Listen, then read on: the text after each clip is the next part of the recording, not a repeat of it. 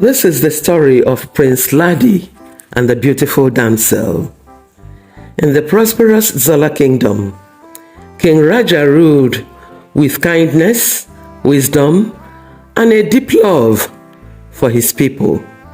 His heart overflowed with a genuine compassion for those under his reign, and he was loved and respected by all. For years, however, an unspoken sadness clouded his happiness. He had no son to succeed him. Despite having 3 wives, none bore him a son to fulfill the kingdom's custom of a male heir. King Raja was torn. His heart remained restless, but he continued to rule with grace and patience, praying that God would give him a son. Then one radiant spring day, the news that would change his life arrived. One of his wives had given birth to a son, Prince Ladi. The kingdom rejoiced. Bells rang. There was a grand royal celebration in Zola kingdom, with the palace adorned beautifully. King Raja, dressed in rich golden robes, stands proudly beside his 3rd wife, who holds the newborn Prince Ladi in her arms.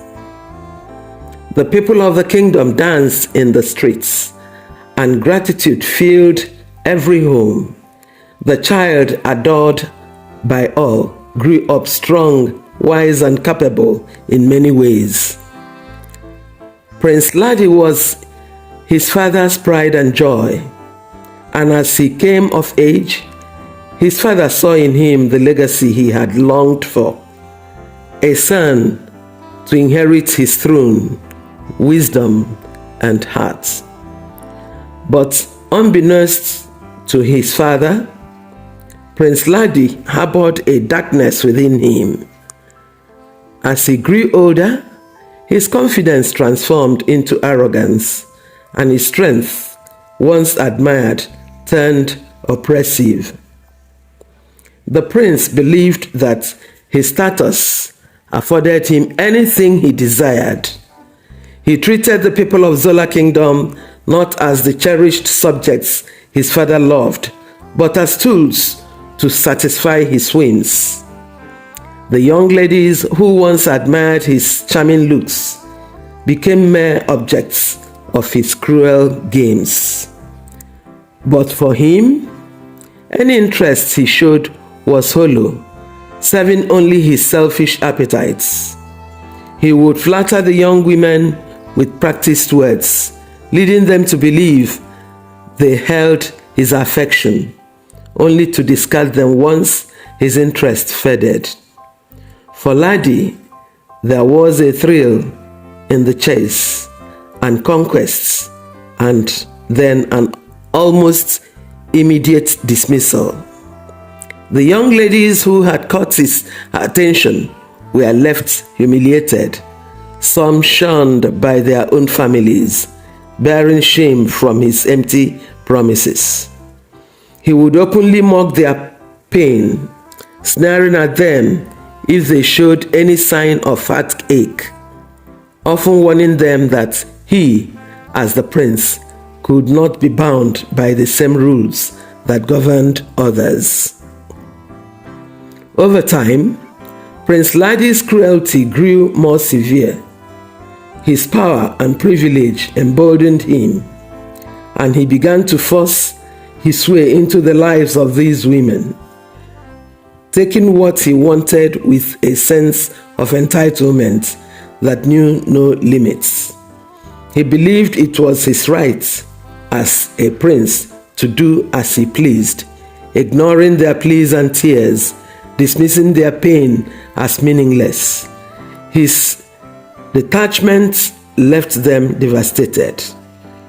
Young women who crossed his path bore emotional and sometimes physical scars, a stark reminder of his callous disregard.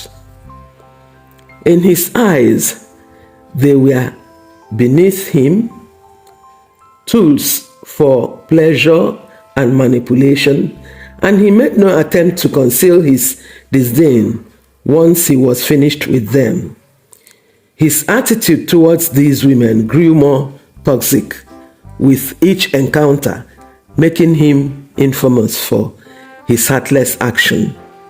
Many mothers warned their daughters to avoid the prince, though he was difficult to escape once he set his sights on someone. Prince Ladi's heart grew colder and more indifferent with each conquest, his arrogance and cruelty intensifying until he no longer felt any guilt or accountability. He convinced himself that the villagers, and especially the young women, should be grateful for his attention, even if it came with heartbreak and disgrace. What he did not realize, however, was that this escalating darkness would lead to his own undoing, as his selfish actions would return to haunt him in ways he never imagined. His selfish actions were whispered about throughout the kingdom, yet few dared speak openly for fear of his wrath. Then one fateful day, as Prince Ladi was walking through the village, he saw a maiden named Zola, who captivated him, a striking beauty with a surreal grace. Something about her presence was different and magnetic, as if she didn't belong to the mortal world. But Prince Ladi, intoxicated by her beauty, saw only another conquest. He invited the damsel to his chambers as he did with other maidens. He lured her into sleeping with him. Zola warned him severally to be careful with what he was about to do. Without a thought for her warnings and her dignity, he took her by force, convinced that his princely status made him untouchable. What he did not know was that Zola was no ordinary maiden. She was a mystical being, a mermaid who had ventured into the human realm, cloaked in the form of a maiden. Enraged by his cruelty, Zola cursed Prince Ladi, binding his spirit to the very pain he had caused other maidens. Every night she haunted his dreams, her face a reminder of his transgressions, her voice a relentless echo of the hurts he had inflicted on many maidens. At dawn, he would awaken exhausted, drenched in sweat, his mind clouded, his body frail. With each night, his spirit withered further, and soon his once sharp mind became fogged and incoherent.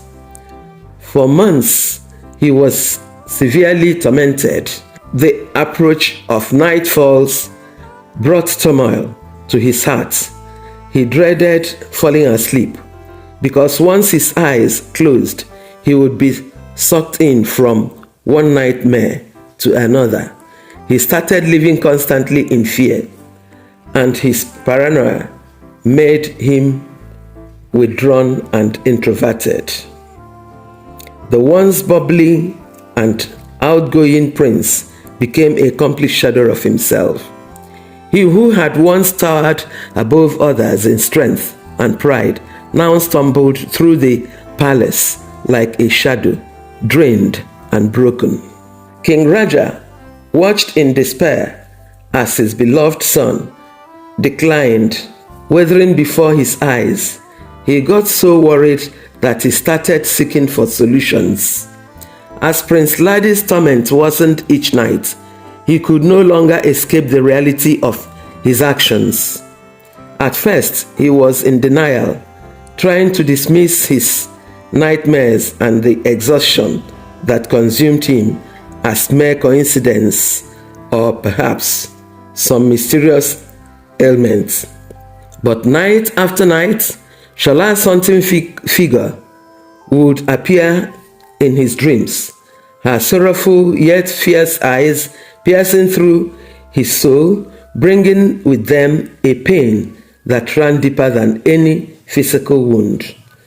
Her voice echoed in his mind, relentless reminder of the suffering he had caused, not just to her, but to countless young women who had fallen prey to his whims.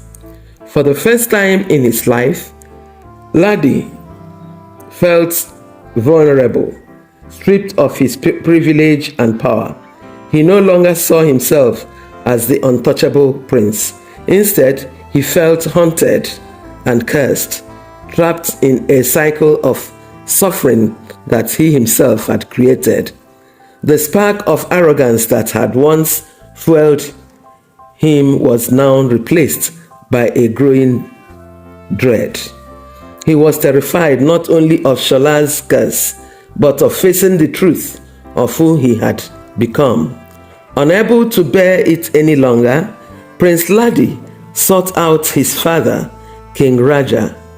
In a state of desperation, his usual regal demeanor had faded.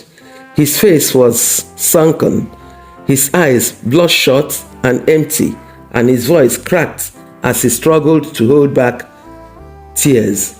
Standing before his father, he felt the weight of his shame pressing down on him, knowing that admitting his sins would shatter the image his father held of him. With a trembling voice, he confessed his wrongdoings to King Raja, describing the arrogance and cruelty that had driven him to treat the young women of Zola kingdom with contempt. He admitted to forcing his will upon them, taking what he wanted without a second thought, and dismissing their pain as if it meant nothing. Finally, he spoke of Shola, the mysterious damsel who had come into his life to show him the true cost of his actions. King Raja listened in silence, his expression a mixture of sorrow, disappointment, and shock. How could you do such ill to the people you are supposed to protect? His father was furious and raged with anger. This is not the son he had hoped to raise. The boy he had once dreamed would carry on his legacy of kindness and wisdom. It pained him deeply to see the suffering his son was enduring, but the agony was even more to know that Ladi had inflicted this suffering upon others, leaving a trail of broken hearts and shattered lives. And in that moment, Prince Ladi felt the sting of true remorse. The love and pride he had once seen in his father's eyes were now replaced by an unspeakable sadness. Ladi still on his knees, pleading with his father to help him seek forgiveness and find a way to end the curse that had taken hold of his life. He knew he could not escape this fate on his own. He needed guidance, redemption, and a path to heal not just himself, but those he had wronged. King Raja, though heartbroken, could see a flicker of hope in his son's confession. He knew that for true redemption to occur, Prince Ladi would have to confront his actions openly, humbling himself before the villagers he had wronged. It would require him to face the people, admit his sins, and seek forgiveness, not through words alone, but through genuine acts of contrition and service. With a heavy heart, King Raja agreed to help his son, though he warned him that redemption would not come easily. Together they would summon the chief priests to speak to the gods and ask for guidance, but Ladi's journey would require more than mere rituals. he would have to walk through the village with a bowed head, seeking forgiveness from each woman he had wronged, acknowledging the pain he had caused. He would need to earn back the trust and respect he had so carelessly thrown away. As Prince Ladi rose to his feet, he felt a strange sense of relief mixed with an overwhelming guilt. He knew this journey would be difficult, and he feared the scorn and anger he would face.